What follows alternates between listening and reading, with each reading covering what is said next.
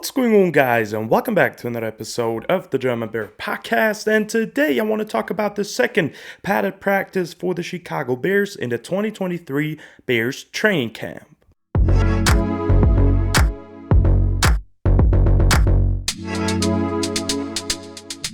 And at the second day of Bears padded practice, overall the defense really dominated the offense today, and the practice intensity really heated up with the first true scuffle of the 2023 Bears training camp. Overall, just a quick report today. Be ready for a big film room episode, a film breakdown of the Bears defensive player tomorrow. Really excited about that episode. But today, just a quick camp update. Don't have a lot of time on my hands today. But overall, for the inactives for the practice today, Nate Davis, Jack Sanborn, DeMarcus Walker, Justin Jones, all not there today, and Roschon Johnson and Dante Pettis were only working on a bike. And then during practice, also Tevin Jenkins left the practice later on with a trainer, with an athletic trainer, and that's not a great sign, but hopefully nothing too serious. But right now, it appears like he has something minor, hopefully, but let's see how that develops over the next couple of days. I will definitely keep you updated if anything massive happens, but hopefully just a minor issue.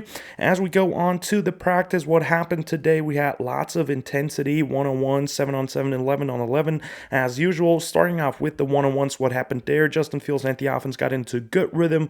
We had Cole Kmet with an easy completion on an out route. Chase Claypool once again with a very big day overall after having really good practice yesterday as well, with a nice rep over the middle against Terrell Smith with a good catch. And also rookie Tyler Scott continues to really impress the media that are at Bears practice. He really broke Jalen Johnson's ankles per report on 1-on-1s, so really continues his really good outing in training camp so far. And then also Darnell Mooney, great hearing about him, is looking healthy with some good releases throughout camp so far, so great news on that as well. Now where it got really interesting was actually 11-on-11s.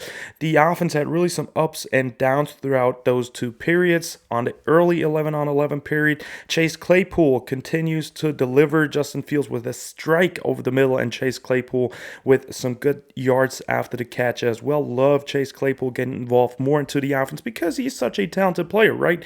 He's a size, speed demon. He knows how to get open. He's a pretty good route runner. He has good hands. He just has to get everything together, and I love that Justin Fields is going to target him a lot more now, and it seems like a really good connection that's underrated and is just building up right now, but could be a really big connection that we could see in 2023 on the field. Also, Justin Fields continues to find his checkdowns in 11-on-11s, which I love. He found several times Khalil Herbert in the backfield on a play-action play where nothing was open down the field. He just continued to find his checkdowns. Love it. That's growth by the quarterback, and that's something we have to see on the field, obviously develop as well. But as long as he somewhat delivers those great shots down the field and also then finds the checkdowns in the certain situations, that's a great sign of growth right here. And he just has to find the balance right between check down, taking a shot right now.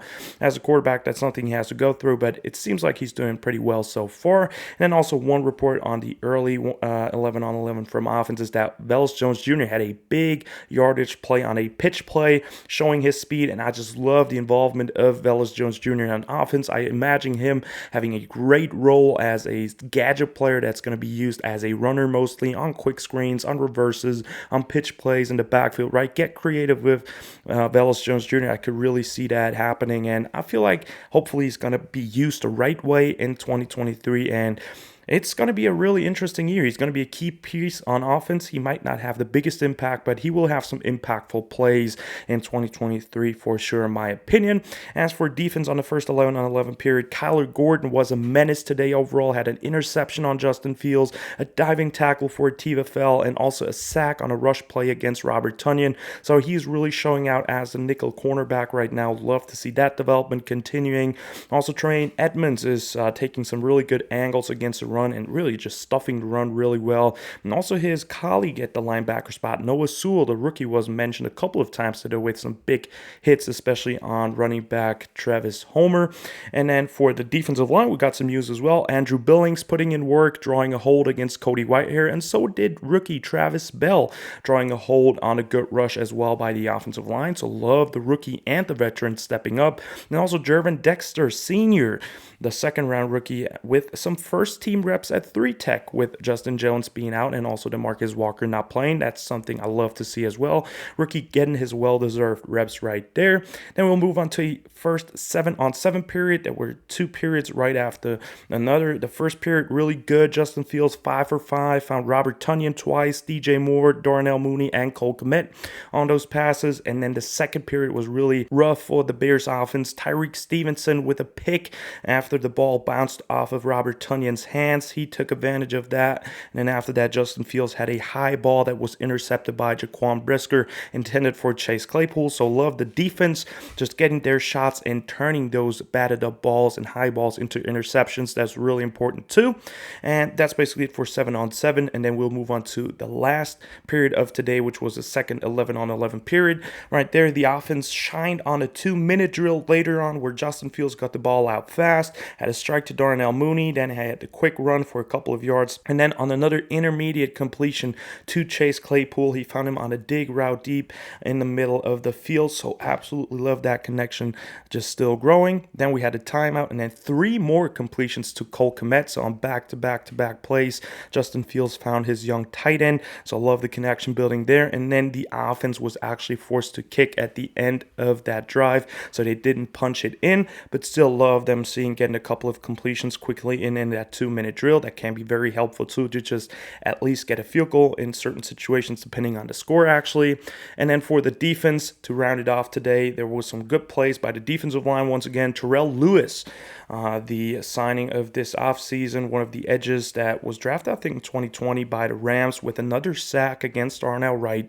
So he really continues to impress, and his stock is constantly rising throughout training camp. And then a rookie, German Dexter Sr., with actually a sack through a double team. So love how he's putting in work. He's a really talented rusher. He has so much power. Like, if he develops into a better rusher, which he already does by reports, he could be a very, very dangerous threat and a big steal for the Chicago Bears in the second round, because he's going to be a disruptive player against the run anyways. But love seeing him getting a sack through a double team, working right there. So love that. And then also Tyreek Stevenson with a couple really nice reps overall too on the second 11-on-11 period. So I love how the competition between DJ Moore, Chase Claypool, Darnell Mooney is slowly forming the diamond of Tyreek Stevenson, and he's getting better and better and better. And Terrell Smith, the 5th-round rookie, is getting better too. So it looks like the Chicago Bears secondary is slowly forming into a very, very good unit. So love hearing that.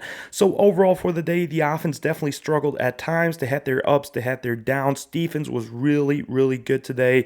Jaquan Brisker, a name that was named a lot today too. He was a real menace too, just like Kyler Gordon, his fellow rookie draft class member. And those two guys are really shining on the secondary. We got Eddie Jackson, we got Jalen Johnson, we got Terrell Smith, Tyreek Stevenson. Like, the secondary is really, really promising, and the pass rush is looking like it's picking up slowly as well. And the linebackers are just overall doing a phenomenal job too, from rookies to established veterans. So defense, really good day. Offense had a bit of a struggle, but that's totally fine. Offense will learn through that. Luke Getsy will coach him up. They will get him on the right track, all the players. So I believe in that. So I feel like it's not even a bad news that the offense struggled a bit, because they had really strong days before that. Now they had a bit of a struggle. It's more important now to bounce back over the next couple of days.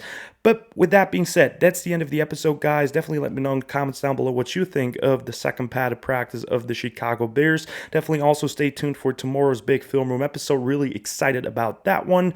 Like and subscribe if you liked the video. Check out Instagram and Twitter if you want to as well. And as always, guys, bear down.